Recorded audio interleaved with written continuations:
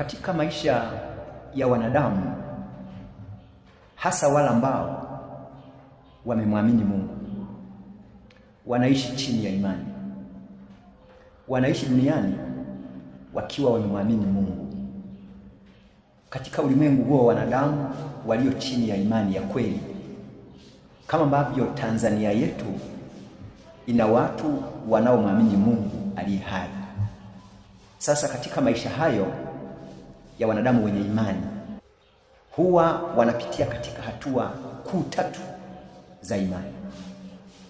Huwa lazima wapite katika hatua kuu tatu za imani, na katika kupita hatua hizo kuu tatu za imani, huwa ndiyo makusudi ya Mungu. Mtu atake asitake, huwa ndiyo makusudi ya Mungu ya kwenda kuwakamilisha watu hao au taifa hilo. Kila taifa ambalo lina watu wanaomwamini Mungu aliye hai, huwa ni lazima wapite katika hatua kuu tatu za imani ili Mungu awafikishe kwenye kusudi lake. Ndio maana wana wa Israeli walipita kwenye nchi ya mateso, walipita utumwani, waliaishi yale maisha ya utumwa, wakaridhika, wakaamini kwamba ndiyo maisha yao. Lakini mbele za Mungu hayakuwa maisha yao, hayakuwa maisha yao kabisa. Mungu alikuwa na mpango nao wa kuwatoa katika yale maisha na kuwapeleka maisha ya ahadi ambayo aliahidi tangu mababu zao, akina Ibrahimu, akina Isaka, akina Yakobo. Kwa hiyo katika maisha ya mtu yeyote, ya taifa lolote ambalo Mungu ni tumaini lake, lazima lipite katika hatua kuu tatu za imani. Sasa hatua ya kwanza na hatua ya tatu huwa vinafanana, huwa ni hatua nyepesi sana, huwa ni hatua ya raha. Hatua ya kwanza ni hatua ya raha, ni hatua ya matumaini, ni hatua ya furaha. Hatua ya mwisho ambayo ni ya tatu huwa ni hatua ya furaha zaidi, kwa maana ni hatua ambayo wale watu wa Mungu wanaishi pamoja na Mungu, wanaishi wakifurahia matunda ya tabu walioitabikia katikati ya hatua ya pili. Sasa katika hatua zote hizo, hatua ngumu ni hatua ya pili.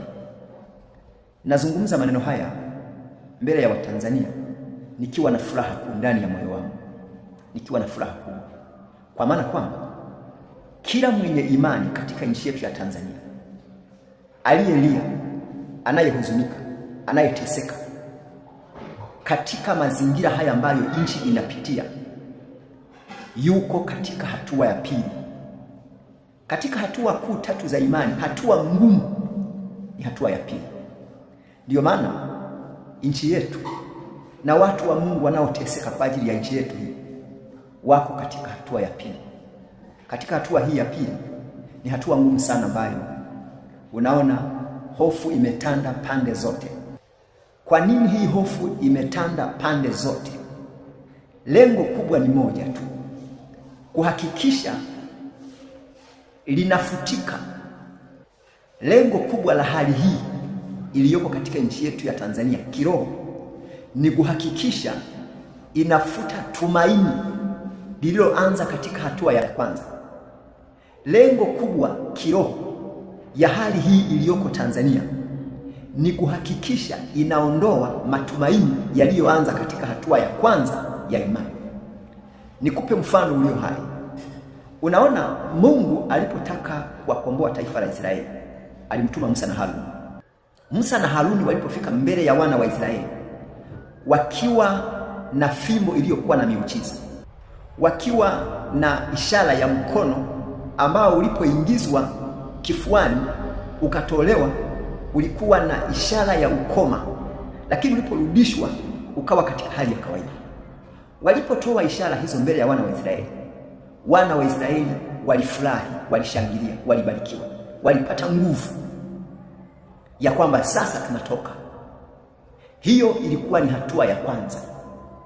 Hayati Magufuli alipotokea Tanzania katika mazingira ambayo hakutegemewa, Tanzania ilipata matumaini makubwa ndani yake na kimataifa. Watanzania walipokea matumaini mazito kwamba safari ya kwenda Kanaani imefika na tunaondoka. Wakajiandaa kupitia kiongozi mkuu aliyewaongoza na kuwaelekeza na kuwapa nuru kwamba Kanaani ni lazima ifike. Lakini kama ilivyokuwa wakati wa Farao, baada ya kufika kwa Farao na kutoa taarifa, Farao aligeuza nuru ile kuwa giza. Hata Musa na Haruni walipokutana, wale waliowapokea wakafurahi, wakanena kwa lugha, waliwalaumu. Walisema ni aheri msingetoa taarifa kwamba tunakwenda Kanaani, kwa maana kwa kitendo hicho tumeongezewa magumu, tumeongezewa mateso. Ndivyo ilivyo katika nchi yetu ya Tanzania. Nuru iliyotokea nyakati za hayati Magufuli imezimika na Watanzania wakaingia katika hofu kuu na kukosa matumaini mpaka katika kipindi hiki kilichopo. Lakini kwa wale wenye siri, ndio maana nimezungumza kwamba nazungumza maneno haya ndani ya moyo wangu nikiwa nasikia furaha kubwa, kwa maana haya yanayoonekana sasa hayataonekana tena mbele ya Watanzania. Hii hali iliyopo sasa haitakuwepo tena mbele ya Watanzania. Kwa nini?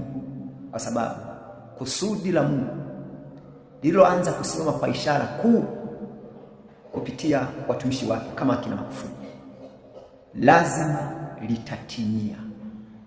litatimia. Na kinachofanyika sasa ni vita kubwa katika ulimwengu wa roho kati ya anayewashikilia Watanzania ili kuhakikisha hawaendi Kanaani. Kuna vita kubwa ya kiroho kati ya Mungu na huyu anayewashikilia Watanzania kuhakikisha hawafiki kwenye Kanaani ambayo Mungu ameianzisha kupitia watumishi wake. Sasa kama ilivyofika mahali kwa wana wa Israeli wakakosa matumaini, wakakata tamaa kutokana na mateso na mauaji na hukumu waliopewa, baada ya nuru kuzimika ya miujiza ile, ya furaha ile ya kwamba Mungu anawatoa, wakati ulifika wakaondoka katika nchi ile.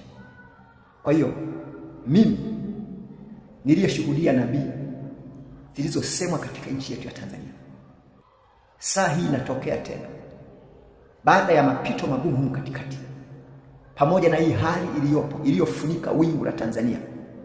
Na yasema haya nikiwa na moyo wa matumaini makuu, nikiwatia moyo wa Tanzania kwamba kumbukeni, hii ndiyo hatua ya mwisho, hii ndiyo hatua ya pili ya imani, ambayo baada ya hii Watanzania watamtukuza Mungu kwa viwango ambavyo havijawahi kutokea.